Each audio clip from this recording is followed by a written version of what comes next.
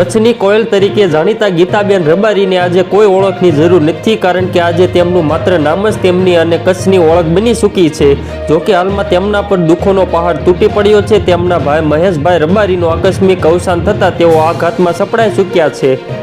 ખૂબ નિખાલસ પ્રેમાળ વ્યક્તિત્વ અને હંમેશા હસતો ચહેરો રાખનાર એવા કચ્છી કોયલ ગીતાબેન રબારીના મહેશભાઈ રબારીનું 39 વર્ષની ઉંમરે આકસ્મિક નિધન થતાં તેમના અને તેમના પરિવાર માથે દુઃખ આવી ગયું છે। ગીતાબેને મહેશભાઈ રબારીના નિધન બાદ એક પોસ્ટ શેર કરી હતી, જે અનુસાર મહેશભાઈ રબારીનું 24 નવેમ્બરે અવસાન થયું હતું।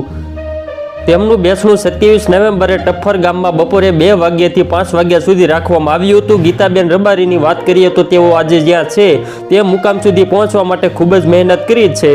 કચ્છની કોયલ તરીકે જાણીતા ગીતાબેન રબારી ભલે નાનકડા ગામમાંથી આવતા હોય પણ આજે કરોડો રૂપિયાના માલિક છે।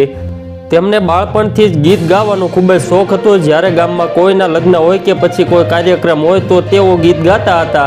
કચ્છના નાનકડા ગામથી ગીત ગાવાની શરૂઆત કરનાર ગીતાબેન રબારી આજે દેશ વિદેશમાં ગીતો અને લોક ડાયરાઓ માટે જાણીતા છે।